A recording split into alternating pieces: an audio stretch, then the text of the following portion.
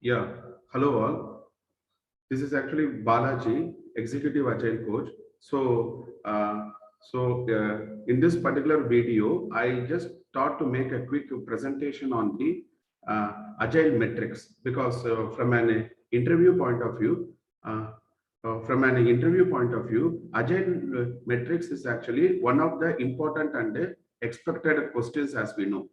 So, based on my experience, when actually someone is actually asking you on the agile metrics, it is always better to create some kind of a logical grouping or a quadrants. So, before I get into the nitty gritties or the intricate aspects of the metrics, let me just share my screen and then I will actually elucidate it to you. Okay, say for a example, I have actually prepared a chart. One second, please. I'll just move this a bit here. Okay, I have actually prepared a Excel sheet wherein if you see here, no, I have tried to categorize the different flavors of the metrics. Say for example, product owner related metrics, then Scrum Master related metrics, then you have development team related metrics, then followed by the stakeholder engagement metrics. So the point what I am trying to say is whenever you have been questioned on the metrics, don't actually jump into answering like no velocity or from a burn up chart or from a burn down chart I will pull inferences. First of all, let's have clarity in the thought in basically in terms of categorizing the metrics into four compartments. So whatever I have given is actually just an example based on your own ecosystem. Also you can slightly customize it. So one is from the product owner related side, more metrics which is going to talk on the requirements clarity, requirements sustainability, predictability, visibility on the horizon. Then from a process mechanism, you can actually focus on aging of the impediments, because if you go back to the sheet, if you actually go to the Scrum Master, impediment removal efficiency, because we are all keep on saying that a primary function of a primary role of a Scrum Master is to remove the impediments, right? If so, then what is the aging of the impediments? How long this particular impediment have been kept open? So I just wanted to capture what is the aging of the impediments, what is the what is the ETA, and who is actually working on it, and in terms of the retrospective, how much of say for example, we are all capturing the we are all capturing the action items in the retrospective, fully agreed, but how many action items have been really converted into executable into an executable action plan? Because if you just capture the retrospective action item, we are all talking only about information. For us to move from information to the transformation level, those particular retrospective action items need to be converted into actionable no basically a kind of a actionable user story. And when you do the capacity planning for the next sprint, you also need to factor at least 5% of the total effort need to be allocated to work on the retrospective action items.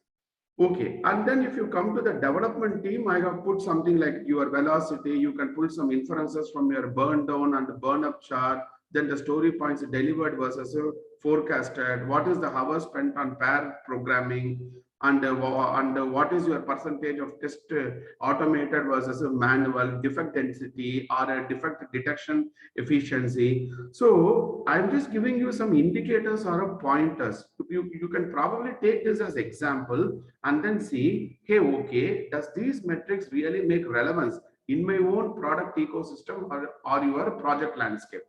Okay, now this is one way to classify the metrics. Okay, so just to recap or rather paraphrase, what we learned till now is, let's have a logical quadrant of product owner. So let me take a thing. 1 second, please.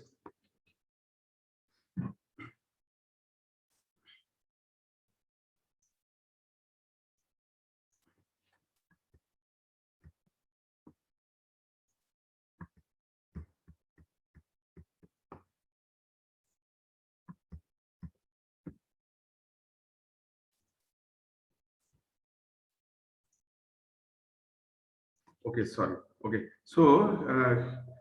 so one is the product owner related metrics. Second is the Scrum Master related metrics.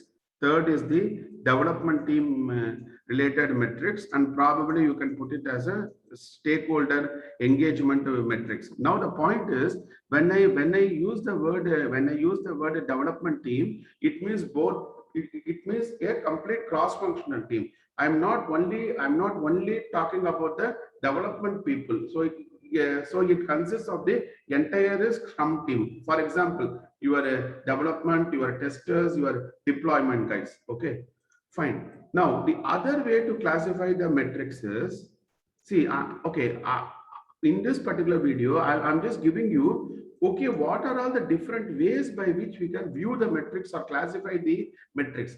What exactly fits into the what metric exactly fits into the bucket? It is purely driven by the context. Okay. Now, the one more way to classify the metrics is, okay, team related metrics. All right.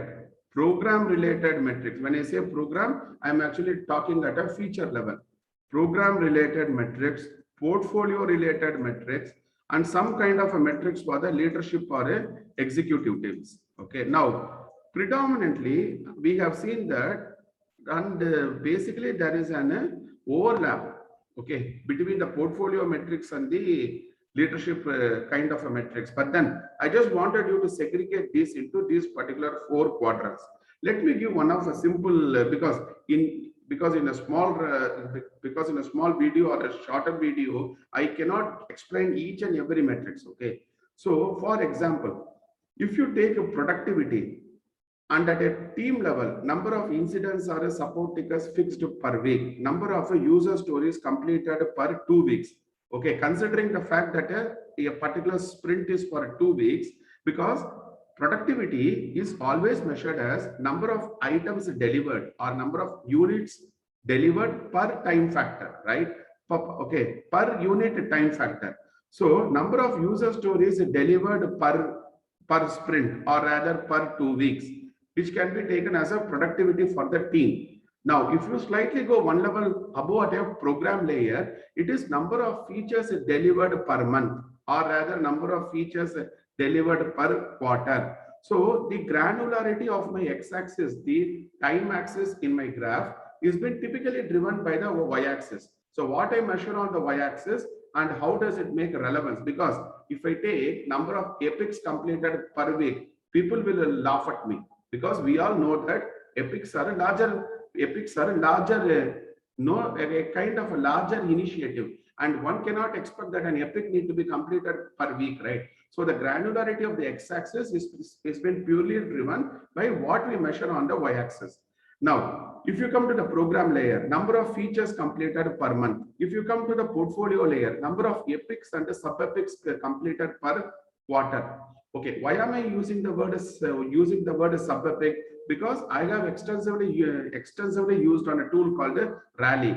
In the Rally, we have a concept called epics and sub-epics. Okay, now these are all the ways of doing the metrics. Now, the other way to look at the metrics is the framework used, because if you are using, because based on the framework used, the framework itself is actually going to suggest you some of the metrics. Say for example, if I want to just give an example, if I'm using a Kanban as the framework, okay, if I'm going to use Kanban as the framework, then lead time, cycle time, throughput, control charts, cumulative flow diagram, based on all these things, you can actually obtain the metrics. Okay, so I just made this video to tell that these are all the different ways by which we can measure the metrics. Okay, and if you have any challenges or queries to measure the metrics, feel free to reach out to me. Okay, I will be dropping my WhatsApp number in the description of this particular video. Okay, now I'm actually going to introduce you to one more concept called how to do an outcome based plan. Okay, 1 second, wait, let me just tell you now, just me. Outcome-based plan to do an agile transformation. Okay. So what is the, okay, so what is the meaning of this is many people are, okay, or rather many companies are actually embarking on this particular agile transformation. Now, if we go to them and then ask, okay, over a period of 1 year, as part of this particular agile transformation, what are the business outcomes that you have achieved? Many companies have a challenge to translate your output to a business outcome. So in my agile transformation, when I actually strategize it, I typically start with the end goal in the mind. So you do an OKR workshop. Okay, so since I am actually working as a leadership agile mentor, I actually do a OKR workshop with my leaders and the executives from my client side. And then I actually get into a value stream mapping kind of an activity at a portfolio level. We will understand the current pain points in the system. We will understand the potential envisioned or envisaged process improvements in that particular landscape. Then we formulate something called outcome-based plan to do an agile transformation. Okay, let me give a simple example. If you take 2021 as the current year, right? So many people would have set some goals.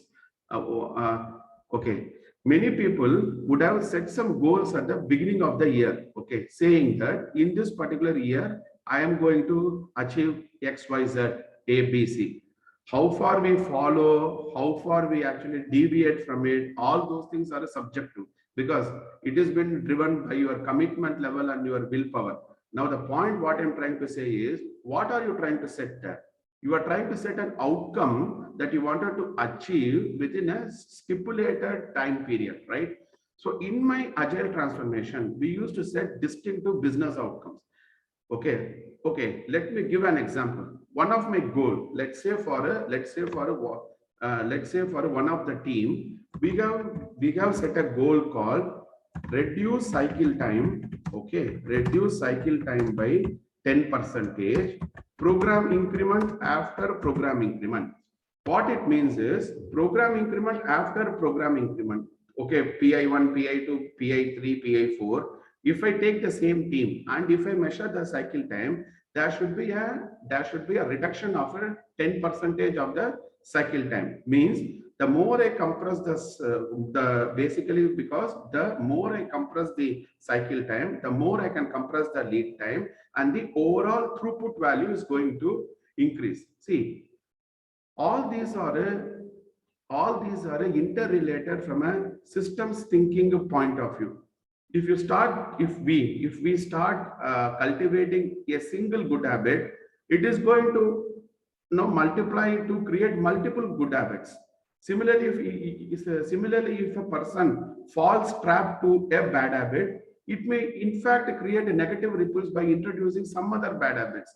Similarly, if I improve my cycle time, my lead time will get improved. And the moment my cycle time and lead time is getting reduced, because shorter the cycle time, shorter the lead time, better is the productivity, right? So for example, if I compress my cycle time and if I compress my lead time, then the overall throughput increases and the overall flow efficiency increases. And if I translate it into my DevOps CI/CD pipeline, the percentage of complete and accurate number, which is called percentage of the C&E, all these things are going to improve. So what am I creating there? I'm creating an outcome-based plan. Reduce cycle time by 10%. And for this plan, start creating a coaching plan and do an assessment and try to plug the gap. Okay, coach the team and then do one. Okay, after a month or two, once again do an assessment, or you see. Okay, see, the periodicity of the assessment comes from the context. Okay, now I just want to give you a few more examples. Okay, for example, level 1. If I consider the basic maturity level 1, for example, form teams. Okay, 1 minute. Form teams. Metrics baseline means baseline the metrics. Make and meet the commitment. Make and meet the commitment means I am actually typically improving the improving the predictability aspect, make and meet a commitment, followed by improve the system, maintain a stable throughput. All right, then maintain 3 months rolling wave backlog. So all these are the outcome-based plan for, let's say, for a typical level 1. If I go to level 2, I may have few things. One is called reducing the batch size. Then, for example, prioritize highest value work using a WSJF. All right, schedule for early completion using the WIP limits. Okay, then identify the waste, reduce, lean out product value stream, lean out customer value stream, prioritize dependencies. Okay, prioritize dependencies, plan for strategic refactoring. So these are all some of the examples. Okay, these are all some of the examples what I'm giving as giving for an outcome-based plan. Form the team. It is not just physically forming the team. Have it. Okay, have the cultural mindset or the one team mindset. You create a working agreement, document it in the team charter, and then keep the ball rolling. Because every team need to go through forming, storming, norming, performing, adjourning, right?